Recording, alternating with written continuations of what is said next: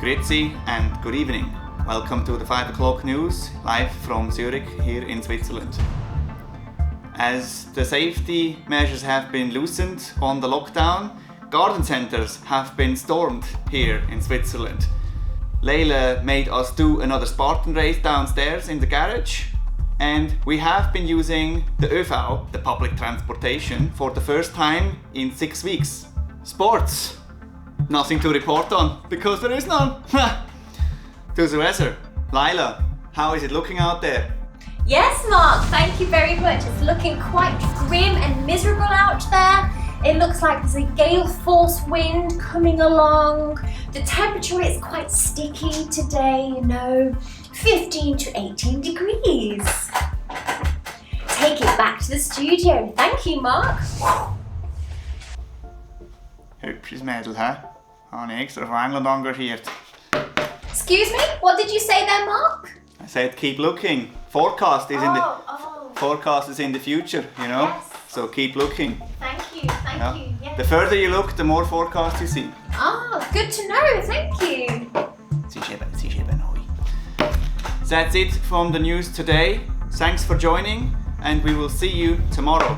Don't even know why I have these papers, they're empty anyway.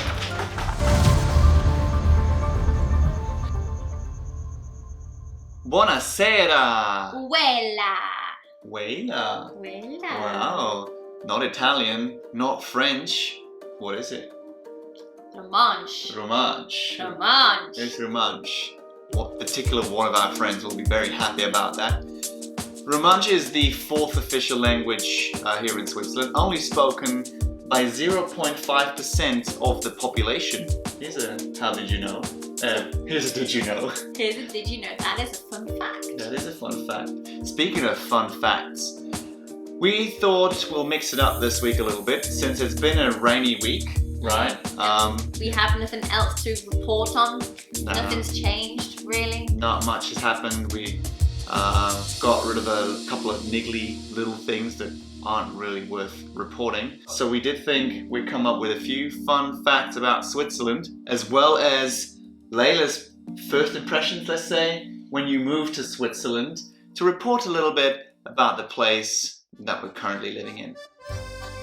So let's start with the Swiss flag then. Did you know that the Swiss flag is the only square flag in the entire world? Really? Yeah. Huh, that's fun, did you know? You might have seen this font before. Oh yeah, that's Helvetica, right? Correct. Not many people would connect Helvetica with Switzerland. I would have. But the Latin name of Switzerland is actually Helvetia, and the font Helvetica originates in Switzerland and was designed in 1957 by two fellas called Max Miedinger and Eduard Hoffmann. They designed this so-called neutral, which is very Swiss, this neutral font. Here's a did you know? Switzerland is obviously very famous for its cheese, and one or two particular dishes that you may or may not know are fondue and raclette. You like fondue and raclette. I do. It is very hard to pick a favorite, to be honest, and I don't think there is a clear favorite. What's your favorite? Good question. You don't know yourself, No. right? Many people will go back and forth. However, in the question which is actually Swiss, this is a tricky one because fondue could also be French or it could be Northern Italian. No one quite really knows where it is from, as where raclette is actually really Swiss. Proper Swiss. Proper Swiss. The first written declaration stems from Wallis in the year of 1574, and so we can actually say raclette is actually Swiss. Awesome. Good to know. And while we certainly love our cheese, all 450 varieties of it, There's that much cheese. there is that many, as well as we love our chocolates, we do love our chocolates. Oh yeah, I've got a sweet spot for chocolate. One thing that we like almost as much is wine. We love our wine.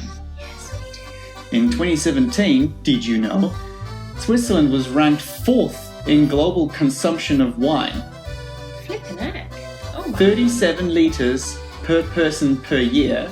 And if you break that down to the week, that is essentially a bottle per person per week. Really? Yep. Oh wow. So that means you a bottle, me a bottle. Sounds about right. Sounds about right. I'd like to think we contribute to that. But I have to change the emphasis on this. Not only do we like our wine, we like our wine. Yes, we do. That's right. Switzerland has a beautiful variety of different wines from different areas in Switzerland. We like it that much, in fact, that we only export 1%. Really? 1% only goes, actually, I think to Germany, and the rest we just consume by ourselves. And one can understand why. You like Swiss wine, don't you? I do. I really, really do. Right. And like I said, there's a big variety of different wine areas. You have the beautiful western French part of Switzerland. You have the Valley of Vallis, where also the raclette cheese is from. Correct. To the beautiful Italian part, the Ticino. Ticino. But also all the way up to the north, where you wouldn't expect wine from. So, for instance, we have one particular winemaker that makes beautiful Pinots. Mm-hmm. And it's all the way up north in a little tiny place called Harlau. Ah, our friend lives not too far from there. You might not know the place, but the place close to it you might have heard of, a place called Schaffhausen. Schaffhausen is home to the Rhine Falls, so the waterfalls of the River Rhine, which you might have heard of. It's a huge tourist attraction. You might have also heard of Schaffhausen because of the accidental bombing in World War II by the US Army. Speaking of the US Army, which brings me to a next fun fact, is this little bad boy. We're talking about the Swiss Army knife. Did you know that the term Swiss Army knife stems from the US Army? I did not know. It was in the Second World War because apparently the German name was too hard to pronounce. Yeah, I think it's called an Offiziersmesser, officially. Okay, that's a tongue twister. Yeah, there's a tongue twister. It was originally developed for the Swiss Army, but we in Switzerland, we just call it a pocket knife. Yeah. Right? True, good point. It is essentially a little toolbox in your pocket. It is very handy, it looks cool, but it's not, in our eyes, a Swiss Army knife. So those were a few, I hope, fun facts about Switzerland. Now I'm interested in a few, I wouldn't call it fun facts, but a few first impressions about Switzerland from Layla. You moved here 10 years ago? Yeah, almost 10 years ago. And for me it was quite challenging. Firstly, the language. So which one? Yeah, which one? So we live in Zurich and the main speaking language is German. It did take me quite a while to speak because I felt embarrassed even trying to, so I got myself onto a German course just to speak the basics of the language, and then I also learnt the language whilst I was at work in my previous job, learning by doing. And it was nice because the customers were trying to correct me in the nicest possible way.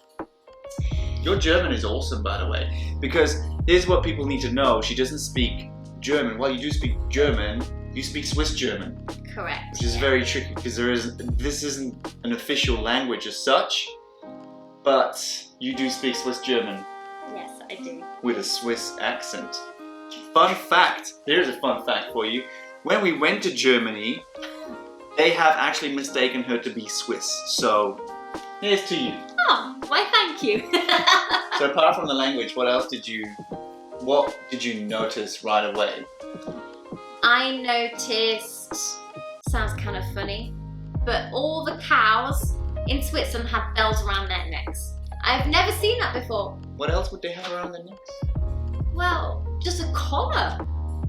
So the bells, oh wow. How did the English the English farmers keep track of their cows then? I don't know, I'm not a farmer. No idea. Alright. Okay, cows have bells. Cows have bells. Another thing that I noticed, the public transport here is phenomenal. Everything was on time, and this is the first place that I saw a double-decker train. I saw 2 levels. I've never seen that before. You don't get that in England, like a double-story train. I was mind-boggled, and everything was so clean. It's wonderful. Still is wonderful. one, at least you get double-decker buses. You get bendy buses. Oh, you get bendy buses here too. Yeah. And also, two, would you class the Swiss public transportation as like the most efficient that you've seen? Okay, we've been to Japan on holiday and Japan was just mind-boggling to the second. I was gonna try and trick her in saying like, yes, it's the most efficient, and then I would point out that she actually mentioned, or let me rephrase, she said the Japanese system puts the Swiss system to shame. We thought the Swiss system was good, but you know what? It puts it to shame, man. Doesn't put it to shame, but I did say that on a holiday vlog. But the Japanese tops the Swiss, I have to say. Yeah. Although Seriously good. this is complaining on a very high level. Anything else? Yes. Also, if you don't know somebody, don't go calling them darling or babe. That was a very big mistake that I did when I was working behind the till in a coffee shop. Hello, darling, what would you like to drink? You're not my darling. I don't even know you. I was like, oh, I'm sorry. And I said this in German as well. And yeah, that didn't go down very well. I learned very fast not to call people who you don't know babe, darling, or love. Little cultural difference. Yes. Okay, that is funny. I'm sure there is more, but we don't want to hold up too much of your time.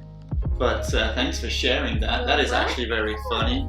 Okay. Yeah. So we didn't want to make it everything that you can read off the internet, because you can literally look that stuff up yourself. Yeah. Once you're free to move again, feel free to come and visit. Yes. Zurich itself, Switzerland in a whole, is an amazing place to come and visit. Mm-hmm. Definitely worth seeing. And before we wrap this up here, this whole episode leads me to something that I had on my list for quite a while, and it's called a staycation challenge. Oh, yes. Right? Yes. So now that we're pretty much bound to stay at home, and more than likely the summer people don't travel as much, or at least not internationally, I think it's also important to support local businesses, tourism, you name it, restaurant shops, all of that stuff. And I think it's very important to do so. So I'm gonna challenge myself. I am from Zurich. You've lived in Zurich for 10 years now, but you're gonna, I'm guessing, do this with me. The intention is to explore your own town as a tourist. You know, when you go somewhere, you wanna do the local thing.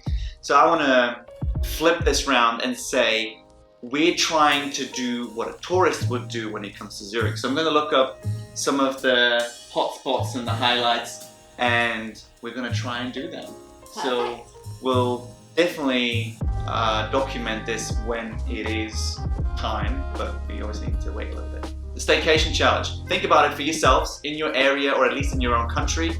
I think that's been it from us for another week, and we shall see you next week when there is self-isolation no longer, because this one here is heading back to work.